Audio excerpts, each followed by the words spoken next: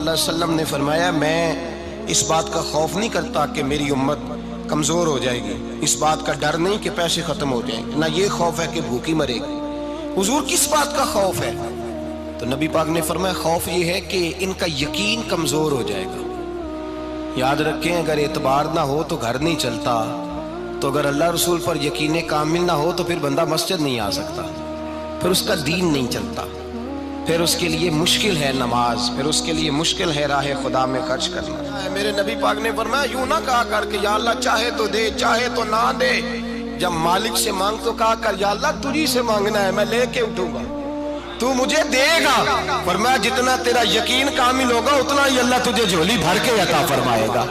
کمزور سا مسلمان، لڑکھڑاتا سا مسلمان دیکھتا ہوں کرتا ہوں، اور یہ بھی نہ دیکھا کریں بھائی ایمان یقین کو استقامت کے درجے پہ لیں، یہ نہ دیکھا کریں کہ وہ کیسے دے گا، وہ کسی وسیلے کا محتاج نہیں ہے، وسیلے کو پسند کرتا ہے، پر وسیلے کا محتاج وہ بغیر وسیلے کے بھی دے دیتا ہے۔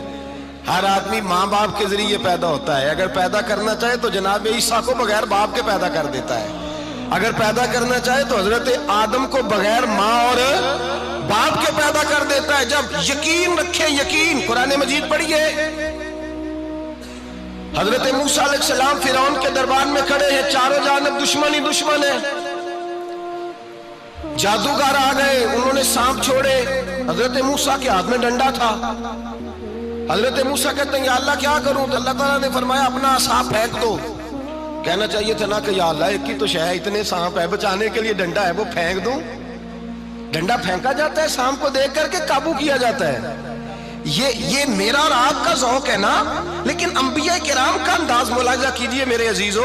اللہ فرماتے ہیں ڈنڈا اے موسیٰ ڈال دے اپنا عصا، پہلے نہیں فرمایا کہ سانپ بن جائے گا، فرمایا بس تو ڈال دے۔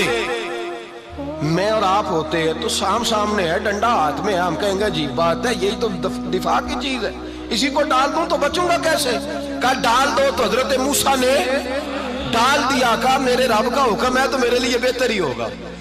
اللہ فرماتے ہیں جب موسیٰ نے ڈالا تو میں نے اس ڈنڈے کو، اس عصا کو اژدہا بنا دیا۔ اب کبھی عصا بھی اژدہا بنے، کبھی چھڑی بھی بہت بڑا اژدہا بنی ہے، لیکن قرآن کہتا ہے جناب موسیٰ نے ڈالا تو اللہ نے اژدہا، بلکہ اس سے پیچھے چلیے، عورتیں کمزور یقین کی ہوتی ہیں نا، جناب موسیٰ پیدا ہوئے تو اللہ فرماتے ہیں میں نے موسیٰ کی ماں کے دل میں بات ڈالی، ماں کے دل میں صندوق میں ڈال کے تو اس کو دریا میں بہا دے۔ اور بھائی صندوق میں کہہ سکتے ہیں نا آکسیجن کیسے جائے گی، اور دریا میں بچے بچنے کے لیے ڈالے جاتے ہیں کہ ڈوبنے کے لیے ڈالے جاتے ہیں؟ ماں کے دل میں یقین کمزور نہیں تھا ماں کا۔ انبیاء کے ماں باپ موحد ہوتے ہیں، دین کو ماننے والے، ماں کے دل میں اللہ نے بات، اللہ قرآن میں کہتے ہیں میں نے وحی کی، میں نے القاء کیا، میں نے بات ڈالی۔ حضرت موسیٰ کی ماں کہتی ہے میں نے ڈال کے نا سمندر میں بیٹا، میں نے سمندر میں بیٹا ڈال کے صندوق میں بند کر کے رب کے حوالے کیا۔ آپ فرماتے ہیں میرے مالک کا بھروسہ کیا تو پھر میرے مالک کا کام دیکھو، کمال دیکھو، میں نے دریا میں ڈالا، اللہ نے فرعون کے گھر میں میرے بیٹے کی پرورش کرا دی۔ یہ یقین کہ حضرت موسیٰ کے پاس قوم آئی، قرآن پڑھیے، کہا جناب پانی چاہیے، وَإِذِ اسْتَسْقَىٰ مُوسَىٰ لِقَوْمِهِ، موسیٰ نے اپنی قوم کے لیے پانی مانگا، ہم نے کہا فَانْفَجَرَتْ مِنْهُ اثْنَتَا عَشَرَةَ عَيْنًا، اپنا ڈنڈا پتھر پہ مارو۔ عقل والا آدمی ہوتا تو اڑ جاتا، کہتا یا اللہ پتھروں سے بھی کبھی پانی نکلا ہے؟ اضرب بعصاک الحجر، مارو پتھر پہ ڈنڈا۔ اللہ کے نبی نے منٹ نہیں لگایا، ٹھا کر کے ڈنڈا لگایا، فَانْفَجَرَتْ مِنْهُ اثْنَتَا عَشَرَةَ عَيْنًا۔ اللہ فرماتے ہیں جناب موسیٰ نے ایک عصا مارا، میں نے 12 چشمے جاری کر دیے۔ تو لے تو لا اللہ کرتا ہے، اللہ کہتا ہے پڑھ نماز روزی دوں گا، کہتا ہے سوچتا ہوں۔ اللہ فرماتے ہیں آجا مسجد میں تیرا ہو جاؤں گا، کہتا ہے دیکھتا ہوں۔ رب فرماتا ہے تو میرے محبوب کی غلامی کر، میں تجھے محبوب بنا لوں گا۔ تو کہتا ہے تھوڑا بڑا ہو کے داڑھی رکھنی ہے، ابھی سیانا ہو کے میں ذرا سرٹیفکیٹ لے لوں اسرائیل سے کہ کتنے سالوں کے بعد آئیں گے، پھر شروع کروں گا۔ پروگرام بنا رہا ہے، ابھی تو ارادے میں ہے۔ اللہ کے پیغمبر کا ڈنڈا، اور اس سے زیادہ آگے بات ہو گئی، پیچھے فوج لگی ہوئی ہے فرعون کی، مجمع ہے، ہزاروں لاکھوں کا لشکر لے کے، تلواریں نیزے، فرعون پیچھے، آگے دریا آ گیا۔ حضرت موسیٰ علیہ السلام کھڑے ہیں، اب کدھر جائیں؟ اللہ پاک نے فرمایا مارو ڈنڈا۔ کہاں؟ پانی پہ ڈنڈا مارو. اب حضرت موسیٰ علیہ السلام پانی پہ ڈنڈا مارے تو پانی ابھرے گا، اس سے زیادہ کیا ہوگا؟ پہلے پتھر پہ ڈنڈا مروایا تو پانی نکلا، اب پانی پہ ڈنڈا مروایا فَإِذْ فَرَقْنَا بِكُمُ الْبَحْرَ فَأَنْجَيْنَاكُمْ وَأَغْرَقْنَا آلَ فِرْعَوْنَ. اللہ فرماتے ہیں موسیٰ نے پانی پہ ڈنڈا مارا تو میں نے پانی میں رستے بنا دیے. ایک جگہ ڈنڈا مارا تو پانی نکل آیا، دوسری جگہ عصا مارا تو پانی خشک ہو گیا. 12 چشمے بن گئے، 12 رستے بن گئے دریا میں سے. حضرت موسیٰ علیہ السلام گزر گئے اور اللہ فرماتے ہیں فرعون بھی آیا تو اسے میں نے غرق کر دیا اور وہ کھڑا دیکھتا ہی رہ گیا کہ بنا کیا ہے.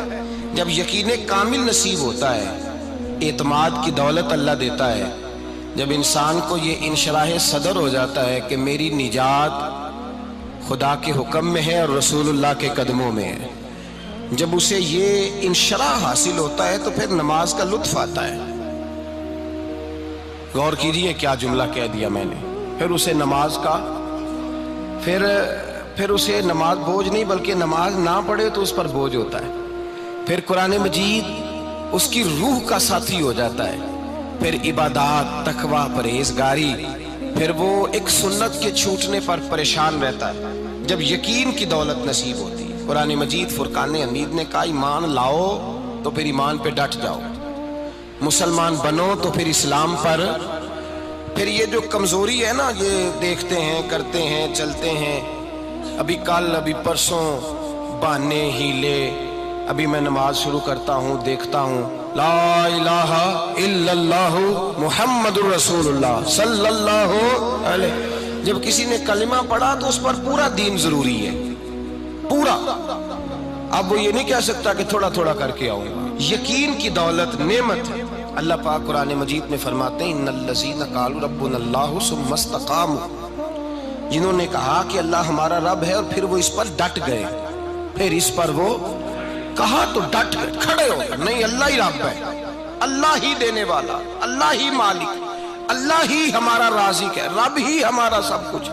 جب ڈٹ گئے تو فرمایا تتنزل علیہم الملائکہ، پھر میں ان کی مدد کے لیے آسمان سے فرشتوں کا نزول فرمایا کرتا ہوں.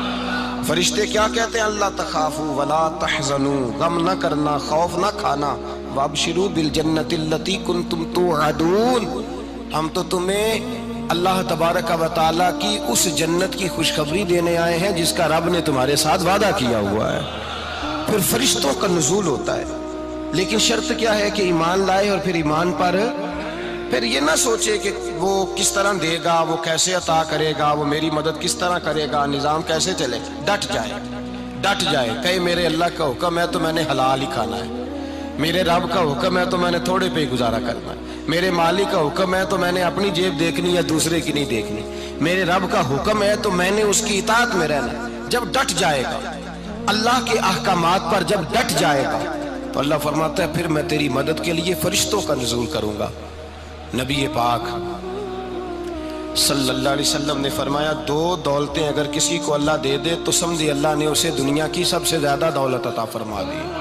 یا رسول اللہ وہ کون کون سی چیزیں ہیں؟ فرمایا ایک جس شخص کو اللہ نے معاف کرنے کی دولت عطا کر دی، جو معاف کرنے لگ گیا، جس کی طبیعت میں درگزر آ گیا، جو معاف کرنے لگا، غلطیاں معاف کرنے لگا، جس کو ایک دولت یہ مل گئی.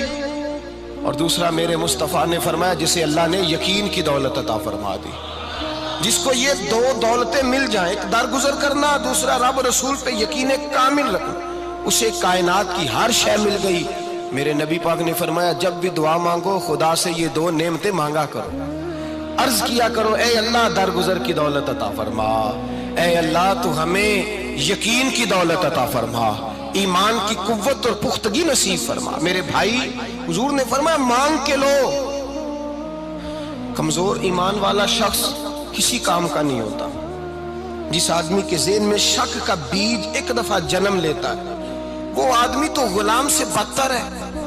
بے کیف سجدہ، روٹھی روٹھی سی عبادت، اس کی زندگی کیفیات سے خالی ہے.